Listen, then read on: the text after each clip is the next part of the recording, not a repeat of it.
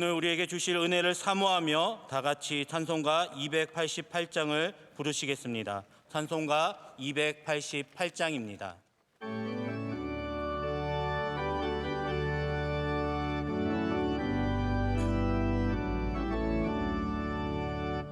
예수를 나의 구주 삼고 성령과 배로써 거듭나니 이 세상에서 내 영혼이 하늘의 영광 누리도다. 이것이 나의 간증이요 이것이 나의 찬송이세. 나 사는 동안 끊임없이 구주를 찬송하리로다. 온전히 주께 맡긴 내 영 사랑의 음성을 듣는 중에 천사들과 내 아는 것과 하늘의 영광 보리로다. 이것이 나의 간증이요 이것이 나의 찬송이세. 나 사는 동안 끊임없이 구주를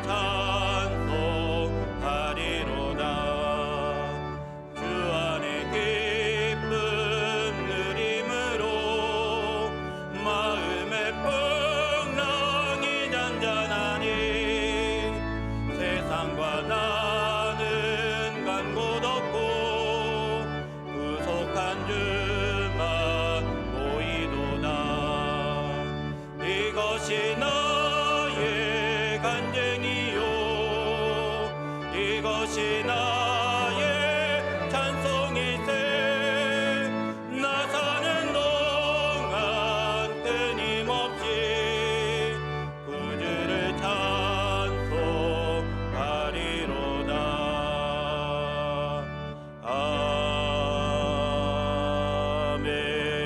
아멘. 오늘 우리에게 주시는 하나님의 말씀은 구약성경 욥기 42장 5절에서 6절까지입니다. 구약성경 804면에 있는 욥기 42장 5절에서 6절까지의 말씀을 함께 읽겠습니다. 내가 주께 대하여 귀로 듣기만 하였사오나 이제는 눈으로 주를 배움나이다. 그러므로 내가 스스로 거두어 드리고 티끌과 제 가운데에서 회개하나이다. 아멘.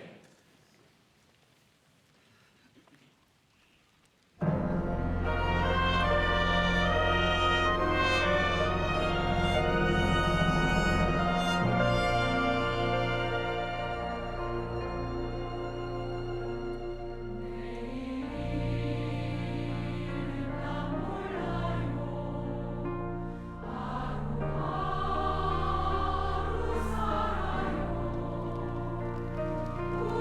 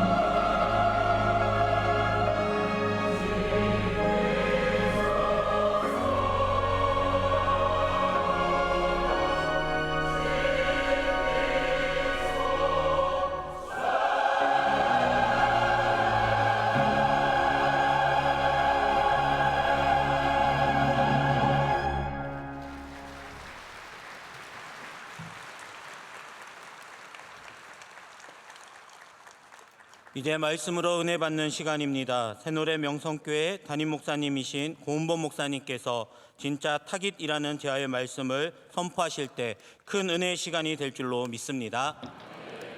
우리 김하나 담임 목사님께서 참 운동을 좋아하십니다. 저도 좋아하고 김하나 목사님이 여기 부목사로 계실 때부터 저도 함께 있으면서 농구를 종종 했어요. 그러고 나서 새노래 명성교회로 목사님이 첫 담임 목사님으로 부임하신 이후에 저는 부목사로 따라갔거든요. 그 이후에도 농구하고 또 이제 명성교회 담임 목사님이 되신 이후에도 여전히 기회가 되면 농구를 같이 합니다. 물론 너무 바쁘셔가지고 정기적으로 매번 참석은 못하시지만 할 때마다 참 즐겁게 농구를 하고 있습니다. 그러다 보니까 가끔 김하나 목사님이 설교 중에 아마 수요예배 때 많이 하신 것 같아요. 설교 중에 농구를 하는데 사역적으로나 목회적으로는 참 괜찮은 목사인데 농구만 하면 눈이 뒤집어지는 목사가 있다는 얘기를 하셨는데요. 네, 그게 바로 접니다. 진심으로 명성교회 성도님들 만나면 사죄의 인사를 드리고 싶었고요. 지금 표정 보니까 저 사람이야, 우리 목사님 힘들게 했던 사람 저 사람이 하는 표정인 것 같은데 끝까지 주님만 의지하면서 말씀을 전해보도록 하겠습니다. 그럼에도 불구하고 그렇게 부족한 저를 우리 목사님이 귀한 강단에 세워주셔서 진심으로 감사드리고, 또 우리 원로 목사님 제가 참 존경하고 사랑하는데 이렇게 어디 이렇게 무슨 모임이 있어서 가면요, 저를 보면 환하게 웃고 이렇게 반겨주실 때가 있어요. 그럼 얼마나 제가 행복하고 좋은지 모릅니다. 그런 원로 목사님, 그런 우리 김하나 담임 목사님과 함께 믿음의 귀한 동역을 이루기를 바라는 마음 제 안에 가득하다는 것 말씀드리고요. 뭔가 좀 실수한 것 같습니다. 농구하면서 가끔 대들었던 저이긴 한데요. 최근에 그런 설교 들어본 적 없으시죠?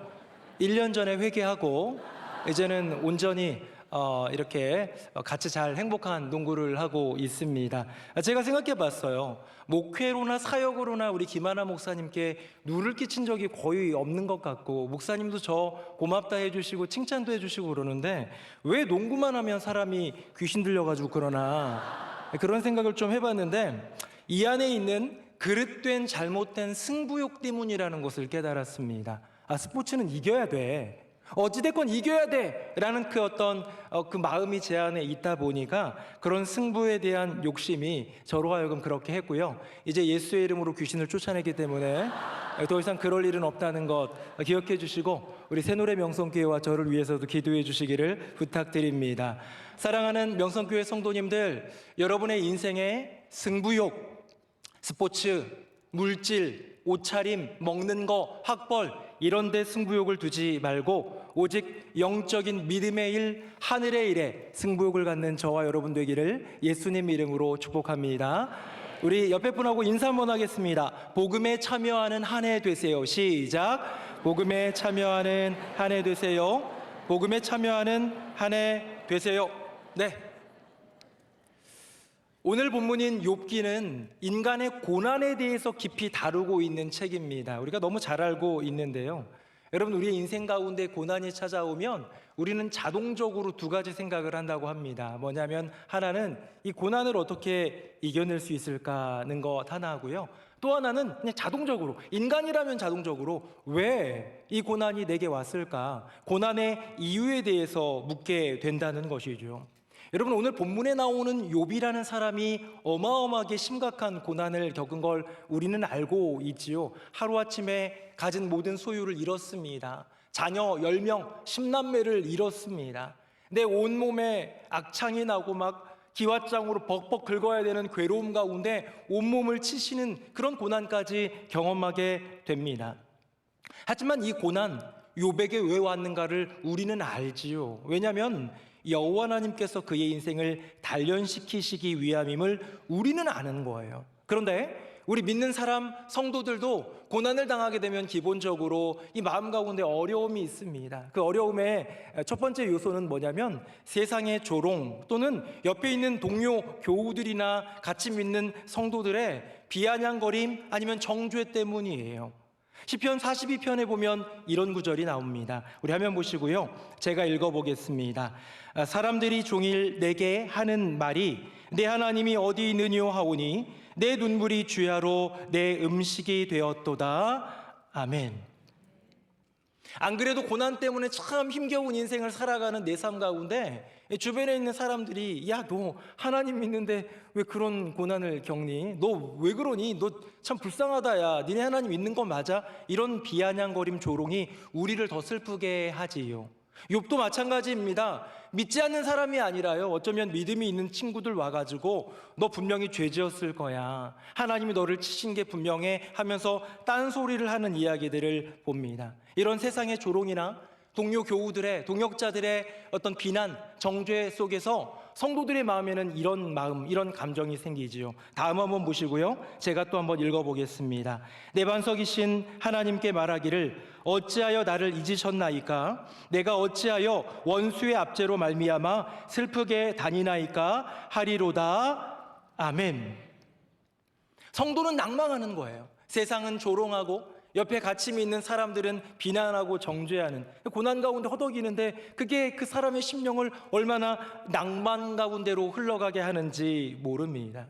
여러분, 우리의 인생이 때론 이런데요, 여러분, 여러분의 인생 가운데 고난이 지금 주어졌다면, 지금 고난의 인생을 살아가고 있다면 두려워하지 마십시오. 억울해하지 마십시오.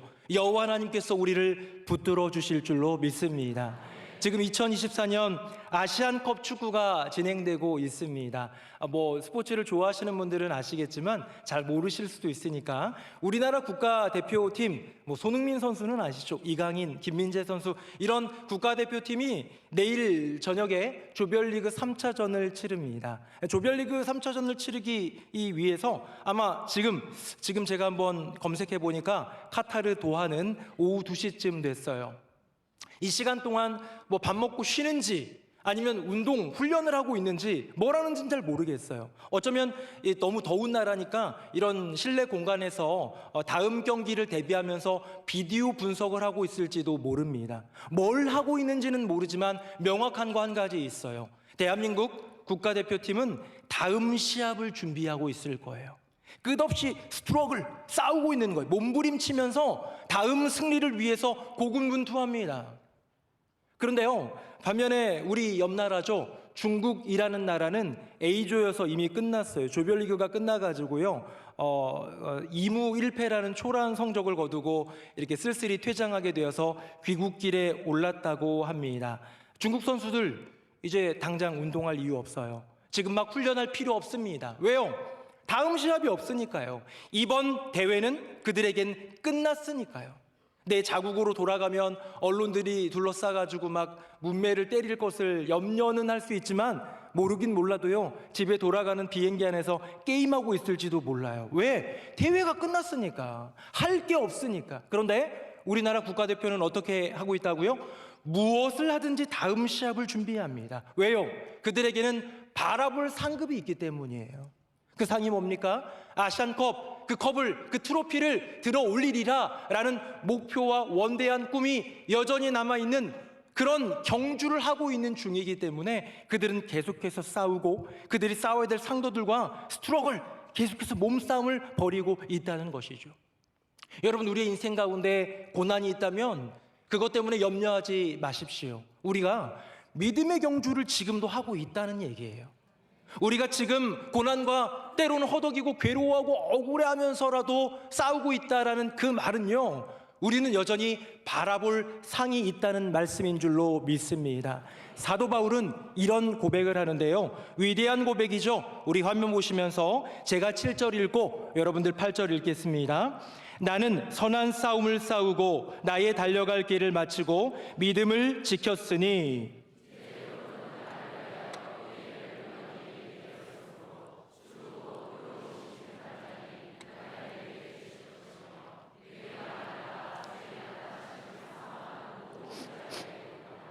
아멘. 사도 바울은 자기는요, 평생이 선한 싸움, 영적인 싸움이었다고 얘기합니다. 계속해서 싸움을 싸운 거. 왜? 의의 면류관이 있기 때문에 그거 바라보면서 싸워온 나의 인생이고 이 믿음을 위한 싸움을 이제 맞춰가고 있는데, 왜? 나는 의의 면류관 하나 바라보면서 지금껏 계속 싸웠다는 거예요. 그런데 사도 바울에게만 주어진 겁니까? 아닙니다. 주의 나타나심을 사모하는 모든 자들, 저와 여러분, 우리에게도 의의 면류관이 예비된 줄로 믿습니다. 그래서요, 의의 면류관을 바라보는 자들에게는 고난이 주어지는 거예요. 때때로 시련이 닥치는 거예요. 때때로 어려움과 문제들, 난관들을 만나게 되어 있는 것이지요. 여러분, 욥의 인생 한번 들여다보면 왜 하나님은 욥에게 그런 시련을 허락하셨을까? 왜 마귀는, 사탄은 욥을 공격할까 생각해 보셨습니까? 제가 최근에 영화를 한 편 봤습니다. 저는 영화를 1년에 한 편 볼까 말까 한데 한 편 봤는데 그 영화가 뭐냐면 서울의 봄이라는 영화예요. 전두환 전 대통령이 이렇게 군부 쿠데타를 일으키는 그런 이야기입니다. 실제 있던 역사를 토대로 모티브로 만들어낸 그런 잘 만든 영화 같아요. 거기에 보면 군부 쿠데타가 일어날 때 이태신 장군이라는 수도방위 사령관이 있어요. 이 장군이요.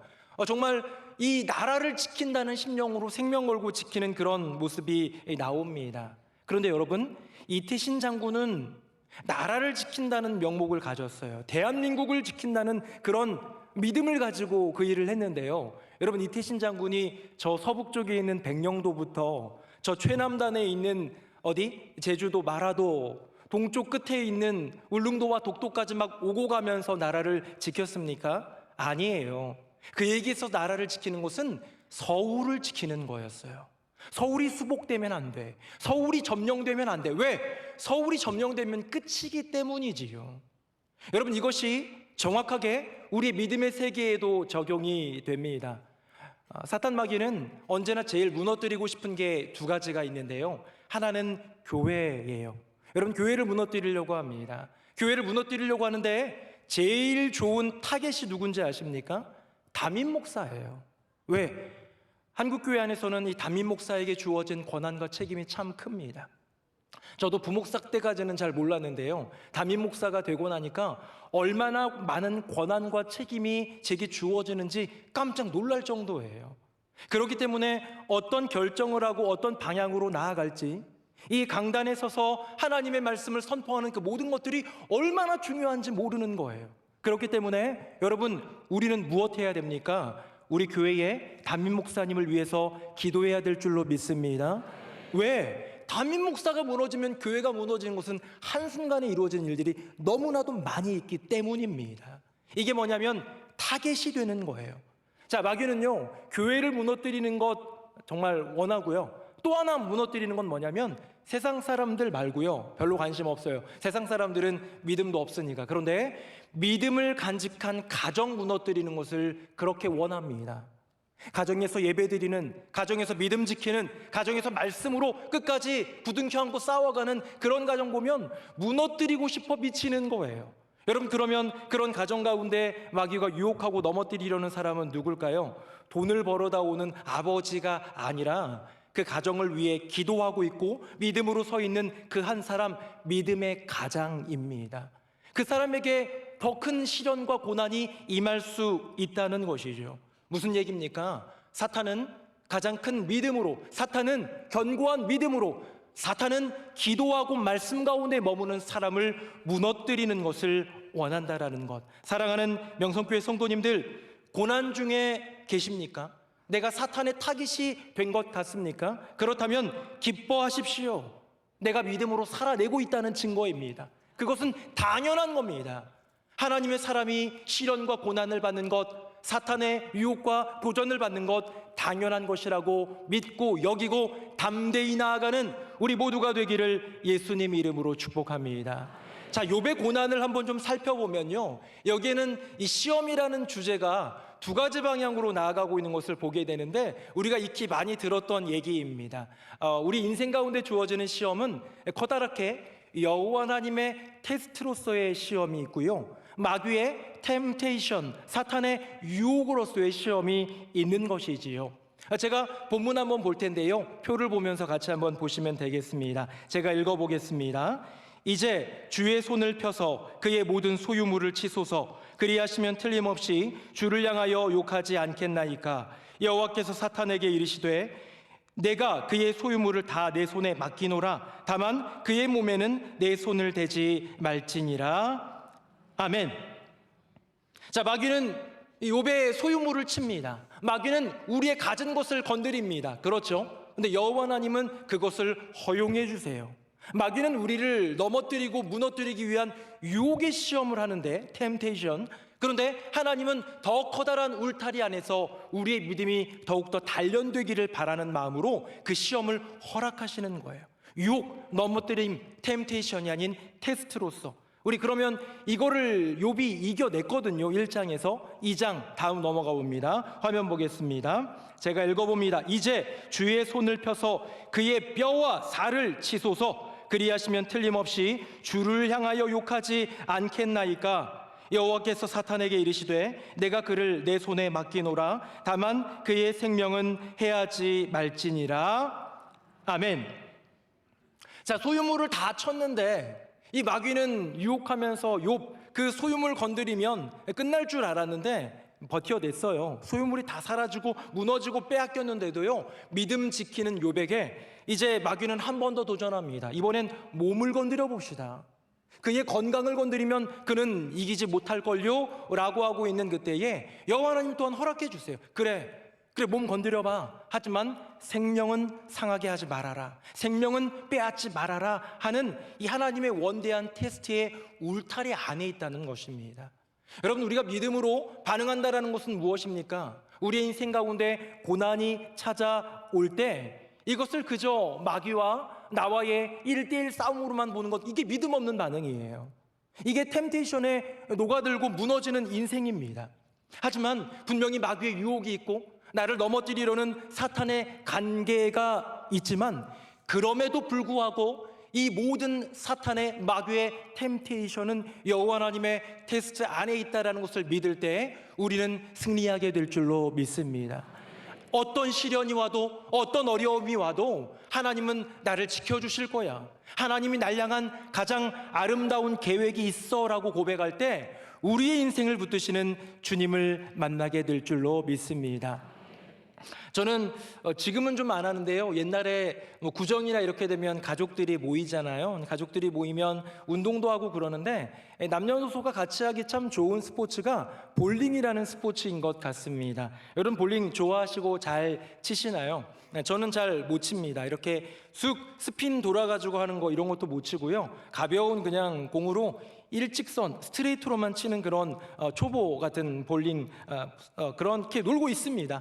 그런데요, 볼링을 치러 가는데 하루는 이렇게 같이 가족끼리 편 나눠서 치는데 이제 부부끼리 하자는 거예요. 그래서 저는 제 아내랑 같은 편이 되었어요. 저는 그래도 적어도 자부심이 있다면 또랑에는 안 빠뜨립니다. 거기에 빠뜨리는 건 수치스러운 일이라는 생각을 해요. 근데 아내가요, 한 게임을 하는데 7번 빠뜨리는 거예요.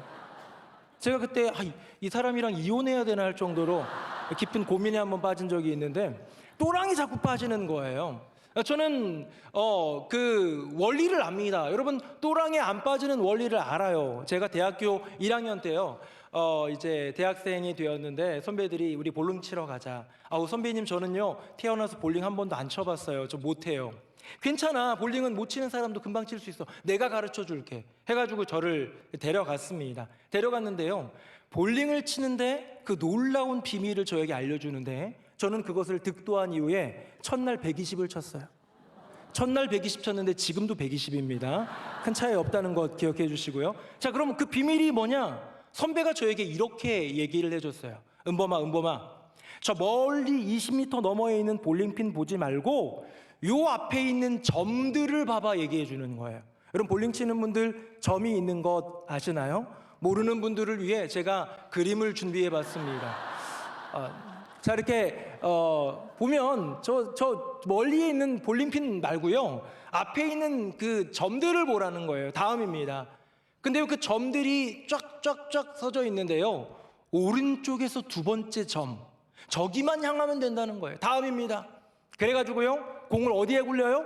가운데가 아니라 오른쪽에서 두 번째 점에게만 굴리면 다음은 뭘까요? 10점 만점. 스트라이크를 칠 수 있다. 이제 저를 보십시오. 저를 보십시오. 그림 보지 마시고 저를 보시면, 여러분 제가 이 원리를 알고 나서요, 정말 멀리 있는 그 볼링핀이 아니라 요 앞에 있는 그 점을 보면서 굴렸더니 10번 중에 한 두세 번은 스트라이크가 나오기도 하더라고요.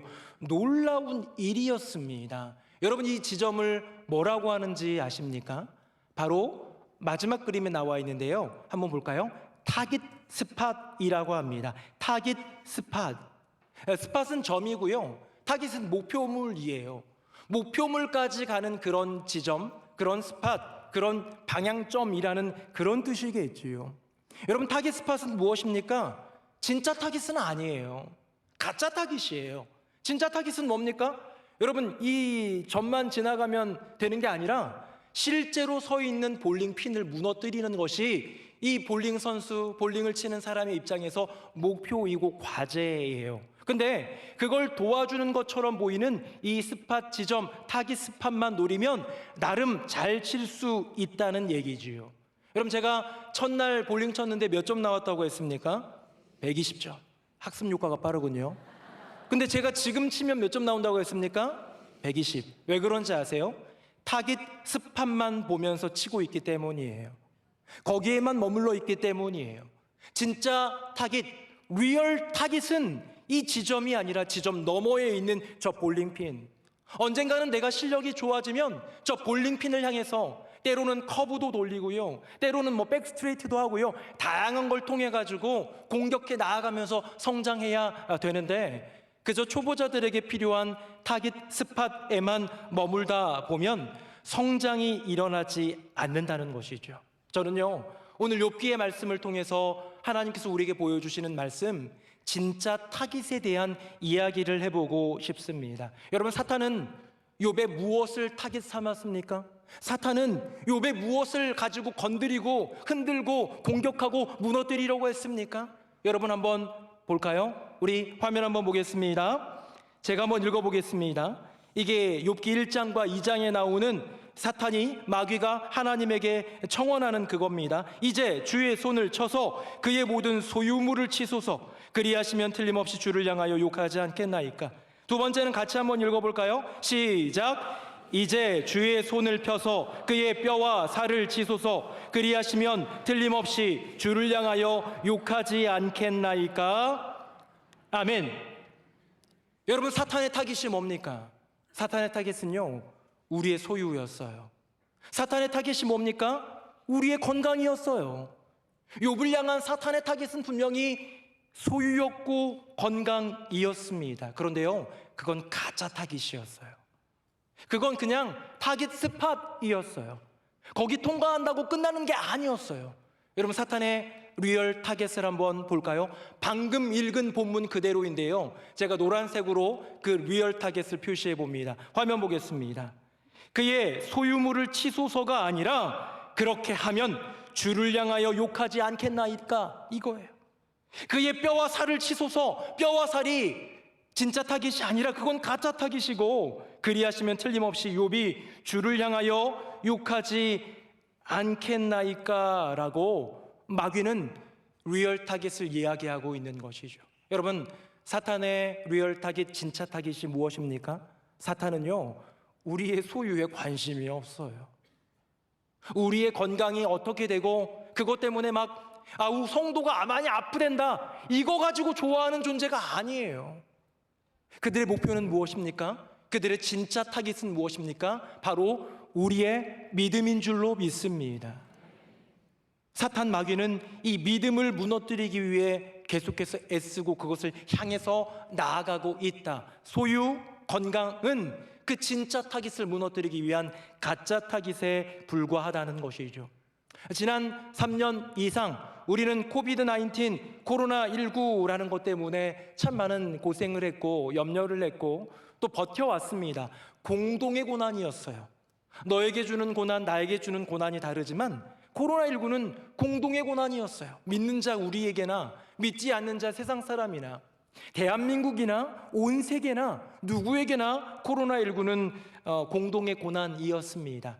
코로나 실시간 상황판이 이렇게 웹사이트에 있는데요. 이제는 엔데믹으로 가고 있기 때문에 멈춰 있는 상태인데 그 마지막 멈춰 있는 게 지난해 9월 3일입니다. 9월 3일자로 모든 데이터는 종료가 되었는데 9월 3일자 기록입니다. 국내 확진자 3,443만 명 정도입니다. 사망은 35,812명입니다.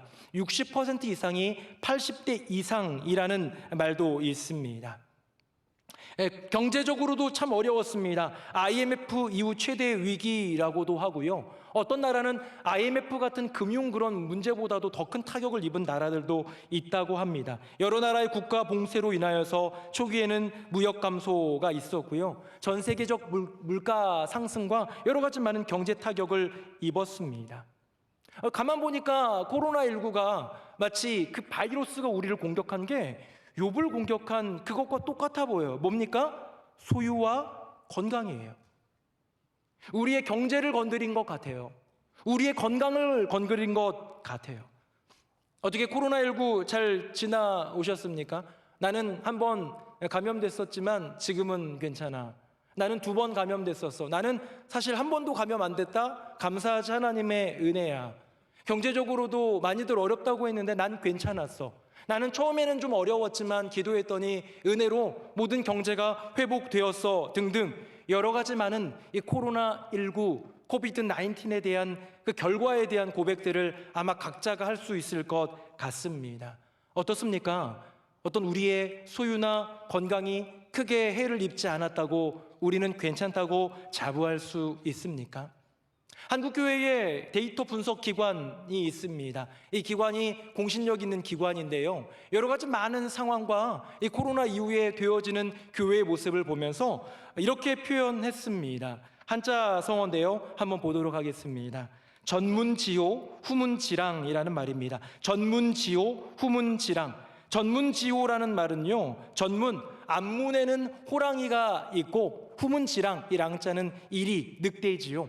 후문에는 뒷문에는 이리가 있다는 말입니다. 이 말은 뭐 2가지 용례로 쓰입니다. 앞에 있는 앞문에 있는 전문에 있는 이 호랑이를 쫓아내기 위해 뒷문에서 이렇게 이리를 늑대를 끌어들인다 뭐 이런 말로도 쓰이지만 더 많이 쓰이는 건 뭐냐면 이 뒷문에 늑대를 피해서 도망 나왔는데 앞문에는 더 무시무시한 호랑이를 만날 때 표현을 하지요. 한국교회 현실을 전문지호 후문지랑이라고 합니다. 코로나 3년이란 시간 동안 우리는 잘 모이지 못했어요. 우리는 여러 가지 많은 위기들과 어려움들을 겪었습니다. 그래서요, 겨우겨우 가까스로 이 이리들로부터, 이 늑대로부터 벗어난 것 같은 이 코로나 다 지나온 것 같은데요. 코로나 3년보다 더 무시무시한 포스트 코로나 시대를 맞았습니다. 이 코로나 3년 동안 교회는요, 흔들흔들 거리는 것 같았는데요. 한국교회가 이 전문지호, 호랑이 앞에서는요, 무너짐을 걱정해야 될 처지입니다. 국민일보에서 1000명의 일반 국민을 대상으로 한 조사가 있는데 우리나라 3대 종교에 대한 이미지, 어떤 느낌을 얘기한 거예요. 표로 한번 준비했습니다. 자, 불교는요, 포용적인, 상생하는, 친근한이라는 그런 이미지가 있다고 합니다. 다음입니다. 천주교는요, 도덕적인, 희생적인, 진정성 있는입니다. 개신교 기대되십니까, 여러분? 한번 볼까요? 개신교는요, 배타적인, 물질적인, 위선적인입니다. 이게 작년에 온 세상 사람들이, 종교를 갖지 않은 사람들이 종교를 가진 이들, 특별히 우리나라 3대 종교인 이 세 개의 종교, 우리 개신교를 제가 일부러 맨 뒤에 해놨어요. 이 종교를 바라보면서 그들이 느끼는 그런 어떤 감정을 이렇게 단어로서 표현해 본 것 가장 많이 나오는 단어들이었습니다. 여러분, 한국교회 지금 참 어렵습니다. 여러분은 한국교회에 특별한 은혜가 있는 명성교회 안에 있기 때문에 잘 모르실 수도 있는데요. 한국교회의 무너짐은 급속도로 무너져가고 있다고 해도 과언이 아닙니다. 네. 뭐 어떤 분들은 얘기해요. 코로나 기간 동안 그래도 한국교회 재정적으로는 별 문제 없었어. 당회에서는요, 그거 봅니다. 재정적으로 우리가 얼마나 힘들었나. 예, 많이 안 힘들었어요. 솔직히 많이 안 힘들었어요. 저희 새누리 명성교회도요, 2019년에 비해서 20년, 21년, 22년, 23년, 4년 동안 2019년보다 떨어진 적이 없어요. 괜찮아요. 감사해요. 명성교회 더 큰 은혜 주십니다. 그런데요, 그것은 재정적인 거는요, 어른들의 세계고 믿음이 있는 사람들의 세계예요. 이제 시간이 흐르면서 3040 세대가 떠나갑니다. 청년들이 교회에 발붙일 자리를 잃어가고 있습니다. 교회학교 다음 세대들 점점 씨가 말라가고 있습니다. 안 그래도 저출산 시대 때문에 지금 참 힘겨운 시기를 보내고 있지만 한국 교회는 그에 비교할 수 없을 정도입니다. 자, 교회를 떠나는 이유는 이렇습니다. 이것도 역시 조사에 의한 겁니다. 화면 보겠습니다. 3040 세대, 우리가 젊은 가정들이라고 부르는 그런 분들은요, 교회에 대한 실망, 그리고 교회보다는 다른 것들에 대한 관심 때문에 떠나간다고 합니다. 다음입니다. 청년들은요, 교회의 목사님이나 장로님들, 교회 리더들의 권위적인 태도나 고리타분함 때문에 교회에 남아있고 싶지 않다고 합니다. 자, 다음입니다. 교회 학교는요, 제일 재밌게도 첫 번째 이유는 부모입니다. 왠지 아세요? 부모가 교회 안 나오니까, 앞에 나온 3040 세대가 교회 안 나오기 시작하니까 어쩔 수 없이 교회 못 나가는 거예요. 두 번째는 재미가 없기 때문이라고 합니다. 더 끔찍한 이야기입니다. 20년 후에 대한 누군가의 예언 비슷한 건데요, 저는 이렇게 이루어지지 않기를 바랍니다. 화면 보겠습니다. 3040 세대는 아장나고 청년들은 폭망하고 교회 학교는 점멸할 것이라고 말하고 있습니다. 여러분, 이것이 세상 사람들이 교회를 바라보는 시선이고요, 이것이 교회 안 리더들이 분석하고 고민해 볼 때 나온 현실적인 데이터라는 것이죠. 지난 3년간, 코로나 3, 4년간 어떻게 해요? 소유 잘 지키셨습니까? 건강 잘 지키셨습니까? 여러분, 그것이 아니잖아요. 마귀의 리얼 타깃은요, 사탄의 진짜 타깃은요, 우리의 소유가 아니라, 우리의 건강이 아니라 무엇이었습니까? 믿음이었습니다. 코비드-19, 코로나19, 이 광풍이 찾아오면서 우리 교회를 흔들었어요. 한국 교회를 흔들었는데요, 야, 재정적으로 괜찮은 것 같아, 그렇게 감염된 사람들 많지 않았어, 그래도 다행이야가 아니라 한국 교회의 그 중심, 한국 교회의 가장 그 중심에 있는 믿음을 흔들었기 때문에, 진짜 타깃인 그 믿음이 무너져가고 있기 때문에 한국 교회에 무너짐이 있는 것 아니겠습니까? 저는 시선을 좀 옮겨보기로 했습니다. 마귀라는 그 존재, 얘네가 이렇게 겉으로는 욥의 소유를 건들고 욥의 건강을 건드려서 그게 타깃인가 했는데, 리얼 타깃, 진짜 타깃은 믿음이었구나 했는데요, 저는 시선을 마귀가 아닌 역시 똑같이 또 다른 시험을 내고 계신 여호와 하나님께로 시선을 돌려보았습니다. 자, 그분께 돌려보았습니다. 주님, 당신의 리얼 타깃은 무엇이었습니까? 그런데요, 이 욥기는 첫 장하고 마지막 장이 사실 제일 중요하거든요. 첫 장에 하나님의 말씀이 이거였더라고요. 화면 보겠습니다. 우리 8절 말씀 같이 한번 읽어봅니다. 시작. 여호와께서 사탄에게 이르시되 내가 내 종 욥을 유의하여 보았느냐? 그와 같이 온전하고 정직하여 하나님을 경외하며 악에서 떠난 자는 세상에 없느니라. 아멘. 마귀가 왔을 때, 사탄이 두루두루 살피다가 왔을 때 하나님이 마귀 한번 푹 찔러보고 마귀에게 얘기하고 싶은 건 뭐냐면 내 종 욥에 대한 자랑이었어요.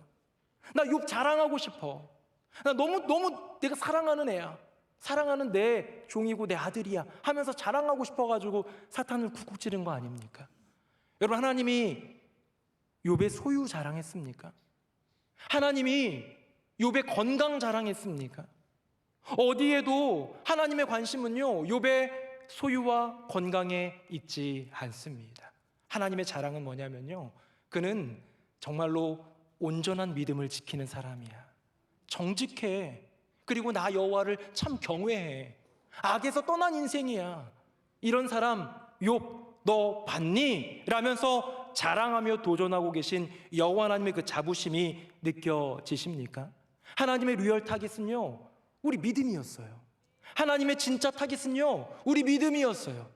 이것을 계기로 욥은 어떻게 되는지 아십니까? 전에보다 갑절이나 소유가 많아져요. 그렇죠? 10명의 자녀가 죽었지만 10명의 자녀는 천국에 있고요. 또 10명의 자녀를 주세요. 그러니까 더블이지요. 2배의 축복을 받은 거예요. 자녀가 20명이 된 것 아니겠습니까?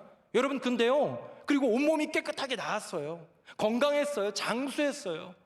여러분, 이 형통, 이 축복, 우리는 그것에 관심을 맞추고 있지만 하나님은 한 번도 물질에 대해서, 소유에 대해서 우리를 자랑스러워하지 않으세요. 우리가 얼마나 건강하고 얼마나 오래 사느냐에 때문에 우리를 자랑스러워하지 않으세요. 그 온전하고 정직하고 하나님을 경외하고 악에서 떠났던 욥이 그 믿음 지킨 것을 기뻐하시고 즐거워하시는 여호와 하나님, 하나님이 이 혹독한 시련, 이 시험을, 이 테스트를 허락하신 이유, 그 리얼 타깃이 무엇입니까? 소유가 아니고 건강이 아니고 믿음이라는 사실. 그래서 욥은요, 마지막 장인 42장의 오늘 본문인데요, 5절 6절에 위대한 고백을 합니다. 우리 화면 보시고 같이 한번 5절 6절 읽어보겠습니다. 시작.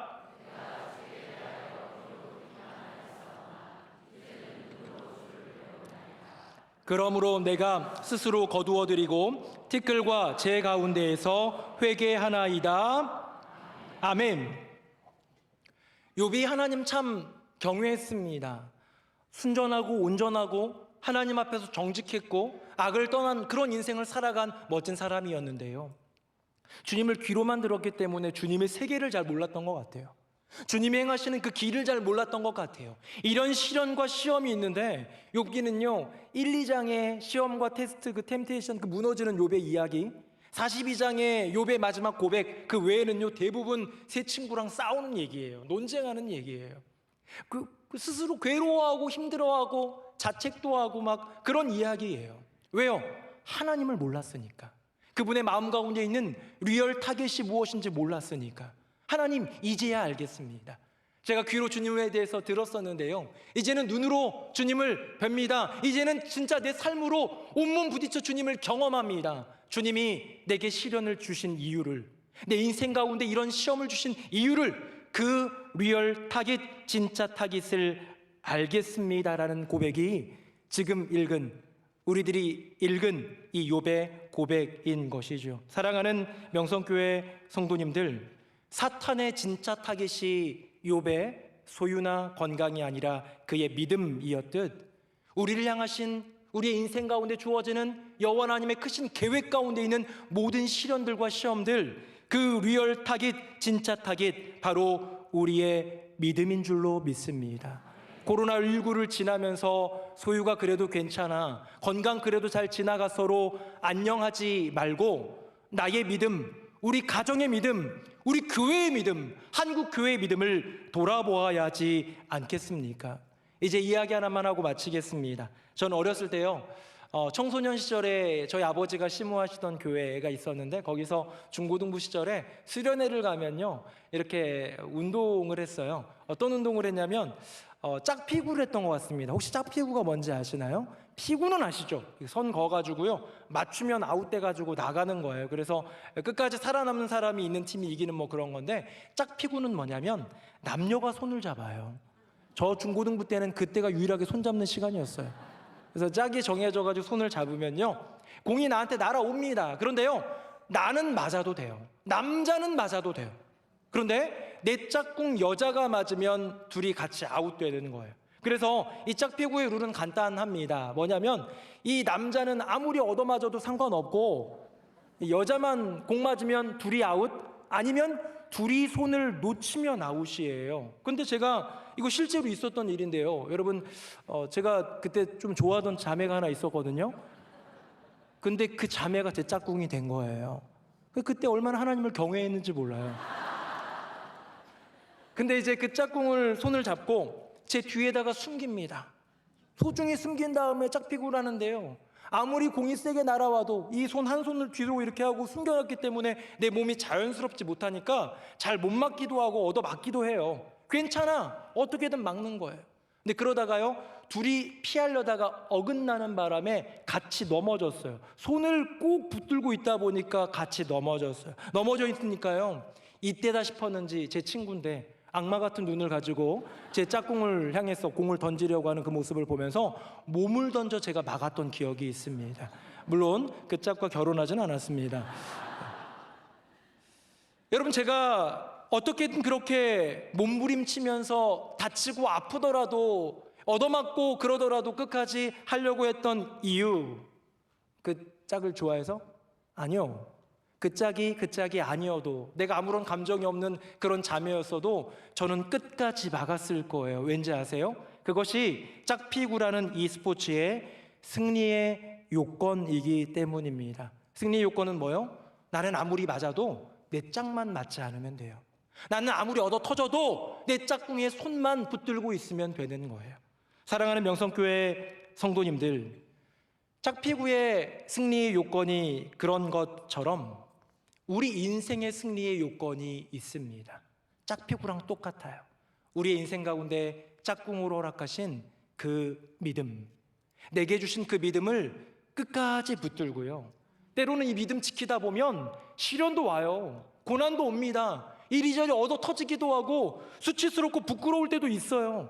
그런데 그 내 짝꿍, 그 믿음만 지키기만 하면, 그 손 놓치지 않기만 하면, 어떤 시련이나 고난이 와도 그거 견뎌내고 그 믿음 지키기만 하면 저 훗날 주님께서 나를 향해서 두 팔 벌려 맞이해 주시며 안아주시며 잘하였도다 착하고 충성된 종이라 칭찬해 주시지 않겠습니까? 사랑하는 명성교회 성도님들, 하나님께서 우리에게 주신 가장 소중한 선물이 있다면 예수 그리스도의 십자가와 부활로 이루어진 우리에게 주신 구원의 은혜, 그리고 그 구원의 은혜를 얻게 된 믿음인 줄로 믿습니다. 내 짝꿍 믿음이라면 내 인생의 승리의 조건이 그 믿음 꼭 붙드는 것, 내 인생의 승리의 조건이 그 믿음 다치지 않게 내 인생 내어주는 것이라면 나의 삶을 향해 도전하는 모든 사탄의 템테이션들, 그것이 하나님의 테스트 안에 있음을 믿으면서 믿음으로 견뎌내는 우리 모두가 되기를 예수님의 이름으로 축복합니다. 사탄의 진짜 타깃, 하나님의 진짜 타깃, 소유가 아니라, 건강이 아니라 바로 그 믿음을 지켜내는 저와 여러분 되기를 예수님의 이름으로 축복합니다. 아멘. 함께 기도하겠습니다. 살아계신 여호와 하나님 아버지, 우리의 인생 가운데 시련과 시험이 올 때 우리는 낭망하기도 하고 넘어지기도 했습니다. 왜 내 인생에 소유의 문제가 생기는지, 왜 내 인생에 건강의 문제가 생기는지 힘겨워한 적도 많고 억울해한 적도 많습니다. 그 소유, 그 건강 때문에 얼마나 두려워했는지 말로 다 못합니다. 하지만 이제 말씀을 통해, 욥의 이야기를 통해 하나님의 진짜 타깃, 사탄의 진짜 타깃을 깨닫습니다. 그것은 소유나 건강이 아니라 믿음이었고 우리로 허락하신 그 짝꿍 믿음을 지키라는 주님의 부름인 줄로 믿습니다.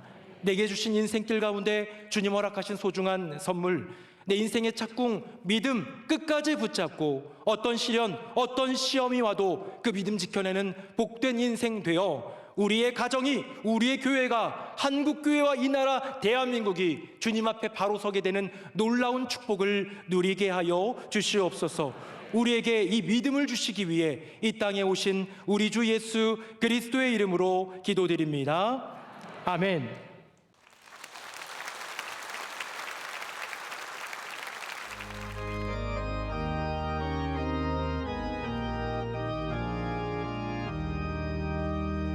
주 믿는 사람이 일어나 다 힘을 합하여 이 세상 모든 마귀를 다쳐서 멸하세. 저 앞에 오는 적군을 다 싸워 이겨라. 주 예수 믿는 온 세상 이기네. 믿음이 이기네. 믿음이 이기네. 주 예수를 믿음이 온 세상 이기네. 온 인류 마귀 게을러